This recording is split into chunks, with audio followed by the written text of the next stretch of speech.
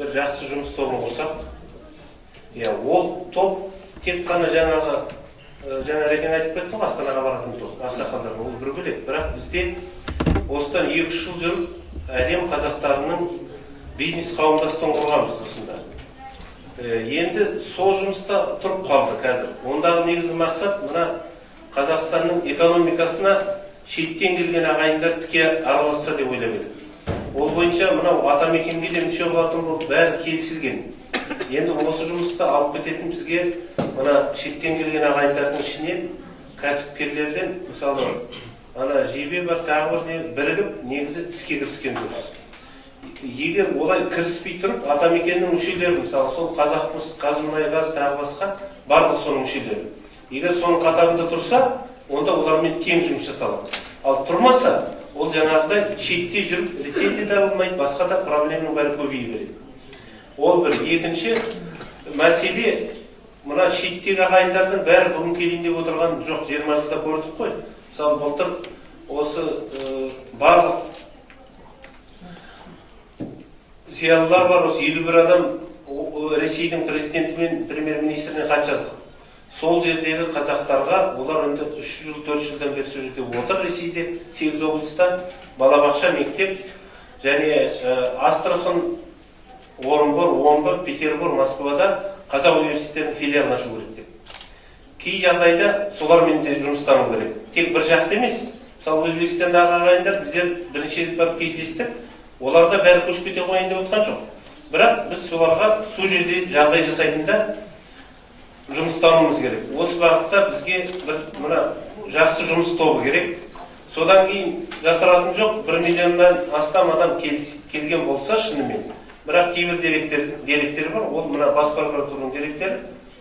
800 мыңдай адам келіп берді былтыр февральда.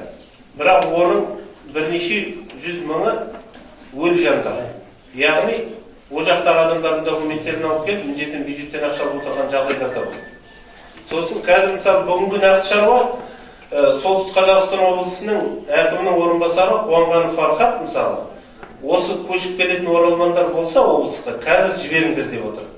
Себебі оралмандарға арналып нұрлы көшпен үйлер салынған, бәрі дайын, соған барып тұратын адамдар керек. Сосын о жағынан да жұмыстануымыз керек. Нақты әр облыспен жұмыс істелу керек. Сонда жұмыс болады ағайындар. Тек қана біздің мына эмоцияны айтып қойғаннан ештеңе шешілмейді. Әр мемлекет болғасын, осы жақында үлкен ағамыз келді, сол Қытайдан беделді. Осы сол азаматтық алғысы келіп отыр. Оған мен айттым, ойбай, біз жан-жақтан тексеріп жатыр дейді. Мен айттым, енді аға, 20 жыл отанына келуді ойланып жүрген адамнан не ойланады? Ол Қытайдың шпионы ма? Қандай мақсатпен келейін деп жатыр? Мысалы деп, бізді тексеріп жатқан болар деп. Мемлекет болғасын, оның заңдары бар, тексеру болады. Сосын жаңағы студенттерде де, бәрінде де ол жағдай болады. Осыларды ұйымдастыру үшін бізге жақсы жұмыс тобы керек. 1-2 жыл болды айтқанымызға. Мысалы, депутаттарға да бір ұсыну керек. Осы белді азаматтар бар жақсы. Облыстық депутаттар, қалалық парламентке сондай ұсыныстар уже көтерілетін уақыт болды бізде оралмандардың. Осы жағынан да бізде жүйелі әлі жұмыстар жоқ. Сондықтан жан-жақтан жұмыс істейтін болса, онда бір 3-4 жылда өз қорытындысы болады. Яғни менің айтайын дегенім, тек қана келетіндермен емес, сол тұрып атқан, оның ішінде 1,5 миллион Өзбекстан, 1 миллионнан астам Қытай, 850 мыңнан астам Ресейдегі қазақтар бар. Олармен де жұмыстануымыз керек. Олар да тұрған жерінде ана тілінде сөйлеп, білім алып, мына біздің елге қызмет жасайтын, сосын және біздің бизнеске тікелей араласатын болу керек. Егер жаңағы бизнес қауымдастық жұмыс жасап кететін болса, онда біздер әр облыстағы анау СПК дегендер бар ғой, солармен, сосын Қарғызда жылдай өтіп отырады. Сосын президент жылда шетелге барғанда әр елде болатын бизнес форумдарға қатыстыратын болуымыз керек қазақтарды. Сонда біздің жұмысымыз мына әлемдегі 5 миллиондай қазақтың барлығымен жұмыс жүретін болады. Содан кейін біздің халықаралық адамдардың институты 2 жыл болды. Анау индустрия және жаңа технология министрлігі, ғылым білім министрлігіне хат жазып, шетелдегі қазақтардың мықты мамандарын елге тартып, жалпы жастарды елге тартып, біз мына шетелдік компаниялар біздің ұлттық компанияларға жұмысқа орналастыруымыз керек деп хат жазғанмын. Олардан жауап келді. Мен соны көбіне бердім осы жерде жігіттердің. Сол мамандардың тізімін, координаторларын келгісі келетіндердің беріңдер деп. Бірақ біз соны дайындай алмай отырмыз. Яғни бізге қазір шетелде жүрген жастардың, мамандардың банк данлық дейді ғой, соны жинауымыз керек. Ол екі министрлік, мысалы, қарсы емес. Қазір біз мына бүкіл барлық ұлттық компаниялардың жұмысы бастадық, адам капиталын дамыту мәселесімен. Олар да қарсы болмайды. Егер жақсы мамандар келіп істейміз деп жатса жастар, қарсы емес қай министрлікте. Соған біз, мысалы, бүгіннен бастап, қазірден бастап кірісейікші, шетелдегі 45 елде жүр ғой. Сондағы жастар емес, жалпы мамандардың тізімін. Ол мамандар келіп өзі нетсе, министрліктер жаңағы несінде азаматтығын да алып береді, ұлттық компаниялар өз-өзінен шешіліп кетеді. Біз осы жағынан кішкене мына шорақтау болып жатырмыз. Мына жазушы ағайындар, зиялы қауым айтамыз, журналистер, әрмен қарай іске келгенде тұрып қалып жатыр.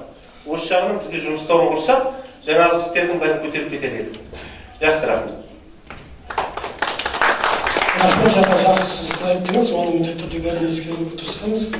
Ал енді мынандай ұсыныстар түсіп отыр. Негізгі менің айтылған сияқты тағы да 2-3 адам осында жазылып сұранып отыр. Сол кісілерге 2-3 минуттан ғана уақыт берейік те, сосын негізгі құжаттарымызды жалпы болашақтағы жұмысымызды талқылауға көшсек деген нақты ұсыныстар бар. Сондықтан осында жазылған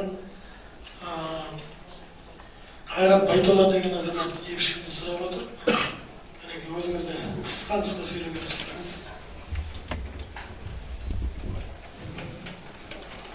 Мынау бүгін барлықтарың басымыз қосып көші-қон тақырыбы болып жатыр. Көші-қон тақырыбы дегенде мынау 20 жылдан бері 860 мың, 1 миллиондай қазақ келді деп жатырмыз. 860 мың қазақ, жалпы шетелде 5 миллион қазақтың өсімі де келген жоқ, өсімнің жартысы да келген жоқ. Мәселен, Қытайда 1,5 миллион қазақ десек, Қытайда 1,5 миллион қазақта жылына туылатын бала саны 26 мың. Енді соған қарағанда біз өте қуанып кетуіміз қиындау, көш баяу деп айтуға болады. Енді сол қазіргі үкіметке және сыртқы істер министрлігіне, сонымен бірге оқу ағарту министрлігіне басып қоятын талаптарымыз бар еді, соны қысқартып қояйын. Бірінші, Қытайдың Үрімжі қаласында Қазақстанның визалық тәртіп бөлімі қазақтарға кезексіз виза ашуды жолға қойса. Екінші, 6 жастан 16 жасқа дейінгі оқу жасындағы балаларға да ата-анасына тіркеуді қалпына келтірсе. Бұл жерде 6 жас пен 16 жас оқу жасындағы балаларды паспортқа тіркемей сандалтып қойған жағдай бар қазір. Келейін десе баласы жоқ, тіркемейді. Үшінші, Қытайдағы қандастарымыздың балалары мектептерде Қытай тілінде болып жатыр. Қытай тілді мектептер, қазақ тілді мектептер, Қытай тілді мектептер қосылды. Ендігі талабымыз Қазақстан үкіметі Қытайға ұсыныс жасау арқылы қазақ тілді мектептердегі қазақ оқушыларына қоғамдық пәндерді қазақ тілінде өсті. Жарасыздық пәндерді енді ол Қытай тілінде өссе де өздерінің еркіндігі осындай ұсыныс. Төртінші, шетелдегі қандастарымыз шекарадан өтуде қалып өтетін әртүрлі ауыл шаруашылық құрал жабдықтарына, техникаларына кеден салығын еселеп алуын тоқтатса. Бесінші, Қытайдың Шинжаң өлкесі Үрімжі қаласында Қазақстан мәдениет орталығы құрылса, бұл енді оралмандармен байланыс жасауға біраз тиімді болар еді деген сөз. Алтыншы, Қазақстанға оралған қандастарымызға тіркеуден бастап азаматтық алу және тағы басқа жақтарда қағазбастылық жеңілдетілсе. Жетінші, қандастарымыздың көпшілігі егінші малшы болғандықтан олардың үй салуына әрі егістік жайылым жер телімдерін алуына тиімділік жасалып тегін жер берілсе. Қазір енді ауыл-аудан әкімдеріне барсаңыздар, барлығында 49 жылға жер беріліп кеткен деп маңайына жолатқысы келмейді. Сегізінші, шетелден келетін қазақ студенттеріне квота бағана ағаларымыз айтып кетті, 2% деп 1400 оқушы жылда. Сол 5%-ға дейін көтерілсе деген ұсыныс. Тоғызыншысы, ішкі істер министрлігіне қарасты көші-қон комитеті оралмандарға азаматтық беру және квота беру жұмысымен айналысады. Осы комитет оралмандардан тұрғылықты ерінің азаматтығынан шығып бер және сотталмады деген қағаз алып келді деп қисынсыз қағаздар талап етеді. Сөздің қысқасы оралмандардың азаматтық алуына кедергі келтіріп отыр. Сондықтан да үкімет жанынан арнаулы көші-қон агенттігі құрылып, оралмандарға қатысты барлық жұмыстар осы агенттікке жүктелсе. 10-шы, ел президенті жылына бір рет шетел қазақ уәкілдерін қабылдап, олардың мұң-мұқтажын, талап тілек ұсыныстарын шешіп отырса. 11-ші, қазақта шымшық сойса да қасапшысы сойсын деген аталы сөз бар. Дүниежүзі қазақтар қауымдастығының бұл күндері жұмысы ақсап тұр. Оның бірінші орынбасары сөзсіз елге оралған зиялы азаматтардан болуы керек деп білеміз. Жоғарыдағы аталып өткен кемшіліктер мен қиыншылықтарды ел президенті, үкімет, сыртқы істер министрлігі, оқу білім министрлігі дұрыстап шешсе, шеттегі 5 миллион қандасымыз ата жұртына алаңсыз оралар еді. Яғни көш көлкі болар еді. Өте жақсы ұсынысты ескереміз. Алайда сөзді Ауданы қаласының жетекшісі Ғабиден Жәкемізден сұрап отыр. Ғабиден, мүмкіндігіңізді Алмасыздар ма? Мына үлкен бір мәселе көтеруі мүмкін, көші-қон туралы. Қозғалыстарынан бәрін қолдаймыз. Әлі үлкен жұмыстар тұр. Бүгін енді сіздердің көзіңізше мына конференцияны қолдана тұрып, мынандай ұсыныс айтқымыз келіп отыр. Жаңаөзен құрбандарына арналып осы Алматыда Құран бағыштап жалпы ұлттық ас беріледі. 14 күні жұма сағат 1-де адресі мекен-жайы Абдулин 70 Бөгенбай Батыр көшесінің қиылысы. Өшінде отырған азаматтар, зиялы қауым, ағаларымыз, інілеріміз бәріміз шақырамыз. Бұл енді Жаңаөзен трагедиясы қазақ тарихында мәңгілік өшпес сүйекке түскен дақ. Қазақтың енді үлкен ата дәстүрімен бұл жерден ешқандай ешнәрсе саясат іздеп отқан жоқпыз. Біздің ойымыз ата дәстүрімен мына шейіт болған бауырларымызға үлкен ас беріп, Құран бағыштап, осындай қиын жағдайда қазақты біріктіру, бірлігін ұйыту болып отыр. Сонда бәріміз шақырамыз. Сағат 1-де амандық болса, сол аста келіссек. Рахмет. Мекен-жайы Пугас рестораны 14-те жұма күні сағат 1-де. Адресі мекен-жайы Абдулин 70 Бөгенбай Батырының қиылысы. Алматыдағы ең ескі ресторандардың бірі, өздеріңіз білетін шығарсыздар. Амандық болса, сол аста сағат 1-де күтеміз. Жақсы сонда. Жаңаөзенде де біраз азаматтар келіп жатыр, сол аста. Белгілеріңіз сұраймыз сонда. Елімізде қалыптасқан саяси, қоғамдық жағдайға қатысты шығармашылық және ғылыми интеллигенцияның, азаматтық қоғамның, сарапшы және адам құқығын қорғау ұйымдарының баяндамаларын тыңдай әрі талқылай келіп, мынандай шешімдерге тоқтады. Бірінші, республика аумағында көші-қон басқару құзыретін ішкі істер министрлігінен алып, арнайы министрлік немесе агенттік етіп қайта жасақтау қажет. Екінші, 1992 жылы 23 қыркүйекте республика үкіметі қабылдаған шетелдерде қазақ диаспорасы өкілдерінің Қазақстан Республикасында болған кезінде әлеуметтік экономикалық жеңілдіктермен қамтамасыз ету туралы нөмірі 791 қаулысын қайта қалпына келтіру керек. Үшінші, 2010 жылдың 1 сәуірінде премьер-министр Кәрім Мәсімов қол қойған нөмірі 307 қаулысын күшін жойып, шетелдіктердің Қазақстан өлкесінде болуының құқықтық реттеудің жекелеген мәселелер деп аталатын 2000 жылы 28 қаңтарда қабылданған Қазақстан Республикасы үкіметінің 130 қаулысын қайта қалпына келтіру және жетілдіру керек. Төртінші, жыл сайын 20 мың отбасыға арналған көшіп келу квотасын 2015 жылға дейін уақытша тоқтата тұру жөніндегі үкімет қаулысының күшін жою қажет. Бесінші, шетелдердегі қазақ диаспорасы өкілдерінің Қазақстан Республикасында кедергісіз оралу үшін оларға еліміздің шетелдегі дипломатик өкілдіктерінен өз өтініштеріне сәйкес 1 жылға еш кедергісіз көп мәрте виза беру қажет.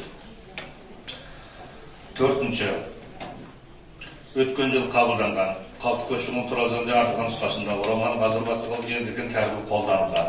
Демек, осы норма күшінде қалу керек және оған бас артық шетелде қылмыс өткізбе деген анықтама әкелудің қажеттілігі жөніндегі ереженің күшін жою қажет. Жетінші, құқықтық базада халықтық көші-қон туралы заңның 30-ші бабының 1-ші тармағы 2-ші абзацында Қазақстан өлкесінде білім алу мақсатынан келген этникалық қазақтар оқуға түскеннен кейін тұрақтыруға және Қазақстан өлкесінің азаматтығын қабылдау туралы өтініш беруге құқылы деген ерекше тағдырлық маңызы бар нормалардың болуына қарамастан, жоғары және арнаулы оқу орындарының көбісі оларды жатақханаларға тұрақты тіркеуге қолдауға бермейді. Сол себепті республика азаматтығының барлық жоғары және арнаулы оқу орындарында этникалық қазақ студенттерін жатақханамен қамтуға және Қазақстан өлкесінің азаматтығын қабылдау туралы өтініш берушілерге еш кедергісіз қолдауға беруге міндетті қажет.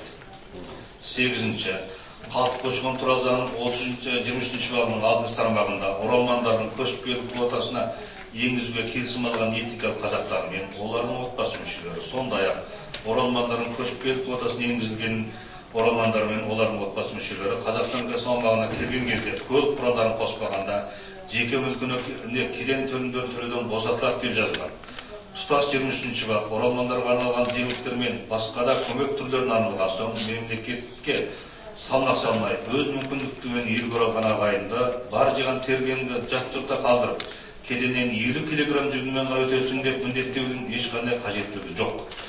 Міне енді көшіп келу квотасын 2015 жылға дейін тоқтатуына байланысты елге оралған қандастарымыздың барлығы да бар жиған тергенін жат жұртқа қалдырып кетуге мәжбүр. Сол себепті барлық көшіп келуші этникалық қазақтардың жеке мүлкіне кеден төлемдерін төлеуден босату керек. 9-ші 1999 жылдан бастап қолданысқа енген тағдыр тәлкімімен бөлініп жатқан отбасылардың халықаралық адам құқығы актілері негізінде шетелдердегі туыстарын өздерінің жеке кепілдік арқылы шақыратын ауылдық алуының нақты жолдарын айқындау қажет. 10-ші қазақ көшінің жағдайы, оның жандандыру нақты жолдарын хақында Қазақстан Республикасы парламентіне арнайы тыңдау өткізу қажет. Рахмет. Енді қалған ұсыныстарды нағыз беріп кетіңіздер, әлде толықтаймыз. Бұл алғашқы нұсқасы. Алда толықтап тағы жібереміз. Онда былай айтып келсек, жаңағы ұсыныстарыңызды нақты беріп кетсеңіздер, біз 2-3 күн жұмыстанайық. Негізге осы негізге алып, жаңағы айтылған ұсыныстардың бәрін тағы да жігі-жігімен бәрін тізіп, үлкен қарарға үкіметке жеткізу, президент әкімшілігі, парламент депутаттарына бәрін әрқайсысын жеткізу деген мәселені баспасөзге, интернетке жариялау дегенді осы бүгінгі жұмыс тобына тапсырсаңыз деген өтінішіміз бар. Соған қоса біз мынада екінші бір қарарды талқыға ұсынғымыз келіп отыр. Негізі біз енді қазақ үлкен 20 ғасырдың ішінде оның алдында үлкен трагедиялар, үлкен бейіттеріміз бар, тарихтан өткен. Оның ішінде әрине мысалы үшін үлкен үш аштық болды. Сол кезде оның алдында қиянат бар. Сонда мысалы үшін қазаққа қол ұшын берген. Өзіміздің де ағайын бар, шеттегі өзге елдің өкілдері бар. Негізі біздің ойымызша сол азаматтардың атына тап. Оларда бір музейлерде бір бет ашып, бәлкім Астанада бір пантеон құрып па, біздің музейлерде Алматыдан, Астанадан, басқа елді мекендерден көшетін беру керек шығар деп ойлап отырмыз. Мысалы үшін біз мынадай нақты бүгінгі жиынға мынадай ұсыныстарды енгізейін деп отырмыз.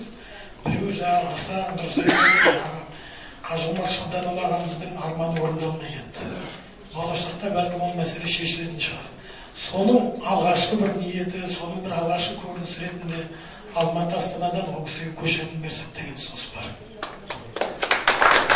Енді қазақ өзі табиғатынан өзі де ештеңені ұмытпайды, өзгеге де ештеңені ұмытылмайтын қалып қой. Дегенмен де осы өткен ғасырлардан бері қазаққа қол ұшын берген азаматтарды атасақ деген ұсыныс бар. Мысалы үшін 19 ғасырдың 60 жылдары патшалық орыс әскерінің қудалап қырғандығынан қазақтың тұтас бірігін бүгінгі 600 мыңнан астам халыққа жеткен Найманның Қызай руының құсып қашып жатқан кезде, көшіп жатқан кезде әскерімен алдынан шығып, орыс әскеріне тосқауыл болып, талай мыңдаған адамның отбасының жанын алып қалған ұйғырдың Іле сұлтандығының Қара сұлтан арқадан аталған Алайхан Әділоғлы деген азаматтың 21-23 жылдары Ел-Жайық аймағында алапат ашаршылық кезінде ерекше белсенділік танытып, бұл мәселе ұлттар лигасында көтеріп, соның арнайы комиссары атанған Нобель сыйлығының лауреаты, белгілі саяхаттанушы Фритьёф Нансенді атасады, Норвегияның азаматы. 1931-30 жылдардағы алапат аштық кезінде Қытайға ауа көшкен қазақтарды қарсы алып, мал сойып, қазан-қазан палау басып, мыңдаған адамның жанын алып қалған өзбек азаматы Шәуешек қаласының бай кәсіпкері Әзиз Қажы Кәкімбай мырзаны 1952 жылы өзіміз білеміз бәріміз Үндістан, Пакистаннан бүкіл Азияны кешіп өткен қазақ көшіне Түркияға келген кезде оларды қарсылап үлкен азаматтығын беріп, 2-3 күннің ішінде бәріне жағдай жасау керек деп шешім қабылдаған сол кездегі Түркияның президенті Мұстафа Байар мен премьер-министр Аднан Менderes'ті ерекше атап өтсек. Сосын мынандай 1952 жылы Шыңғырда коммунист генерал Лонжин тарапынан орын алған қазақ байларын, дін басыларын, жалпы қазақ зиялыларын жаппай тұтқындау, ату асу саясаты кезінде осы мәселеге тікелей араласып, Қытай басшысы Мао Цзедунға ұсыныс жасап, ара түскен ұлттың қаймағы саналған сан мыңдаған азаматты босатып, аман алып қалған сол кездегі Қытай партиясының батыс солтүстік бюросының бірінші хатшысы Си Цзюньсун мырза. Бұл қазіргі Қытайдың президенті Си Цзиньпиннің әкесі, туған әкесі. Осындай азаматтар бар. Оның ішінде жақында ғана қайтадан қазақ тілінде 10 мың данамен шыққан аштықтың мәселесін бірінші көтерген орыс азаматы Валерий Михайлов деген азаматтар бар. Сондай кісілерді біз қазақ өзіміз арамызда атап, біздің оқулықтарымызға басқасына енгізіп, жағдай болса біздің мемлекеттік наградаларға ұсынып, көшеттарын беру деген мәселені бұл қазақтың осындай мейірбан, жақсылықты ұмытпайтын халық екенін дәлелдейтін бір қадамдардың басы ретінде болашақта қазаққа қол ұшын беріп жатқан, көмектескен азаматтарды да осыған бірінен кейін тіркеп ретінде бір саясат жүргізілсе деген. Өйткені шын мәнінде өзіміздің енді тарихымызда ұмытпау үшін де, өзге елдердің де барып өзіндей жақсылықтарын ұмытпайтын халық екенімізді дәлелдейтін бір ұсыныс деген. Осындай қарар бар, нақты бұған да қосарларыңыз болса, мінекей осы жақта осындай азаматтар бар. Осындай азаматтар бар. Мына өзіміз жақсы білеміз, мына еврейде, Израильде Холокост деген дерсі, демон бір ада еврейдің жанын алып қалса, оны тіркеп атады. Мынау еврейдің жанын алып қалған деген. Бізде негізі осындай бір үйренетін шығарымыз деген сияқты. Сол егер осы ұсыныстарды қабылдасаңыздар, тағы да ұсыныстар болса, осының бәрін топшылаймыз, жұмыс тобы жұмыс істейміз. Құдай қаласа 2-3 күннен кейін бүкіл баспасөзге бәрін таратамыз. Енді осымен негізгі жұмысымыз аяқталды. Нақты сол енді негізгі үрдіс осы. Құдай қаласа енді бізге 1-2 күн уақыт мұрша берсеңіздер, біз мына қағаздардың бәрін реттеп, ұзынды бүкіл жағы ұсыныстардың бәрін тізіп, Құдай қаласа оны енді бүкіл жағы құзырлы органдарға жеткізу, интернетке, баспасөзге таратуды осы ұйымдастыру тобына тапсырып деп түсінеміз. Келгендеріңізге рахмет. Құдай қаласа алдағы уақытта да мына қазақ зиялылар форумының келесі отырыстары болады келесі жылы. Сол кезге мысалы үшін осындай мәселені тақырып қылып шығару керек. Осыны алдыға қою керек десеңіздер, біз әрқашанда осындай үлкен кешенді мәселені көтеруге дайынбыз. Бүгін келіп қатысқандарыңызға рахмет. Енді үлкен құлақ қағыз біздің журналистерге осы бүгінгі отырыста дұрыстап жазып алыңыздар, көрсетіңіздер деген. Құдай қаласа видеосын жазып алдық. Ертең арғы күндері толық нұсқасын интернетке де саламыз. Енді халыққа шетте жүрген ағайынға жете береді ғой деп үміттенеміз. Жақсы күндерде жолығайық, үлкен қаралы күндер келе жатыр, сол кезде де ауызбіршілікпен бірге қатысайық деген ниетіміз, ұсынысымыз бар. Мүмкін келесі бір әңгімелер болып жатса, мына жерде жақындап шай ішіп отырып жалғастырайық. Барлықтарыңызға рахмет, аудармашы, осында жүрген, көмектескен, түсірген жігіттердің бәріне рахмет демекшіміз. Рахмет, сау болыңыздар.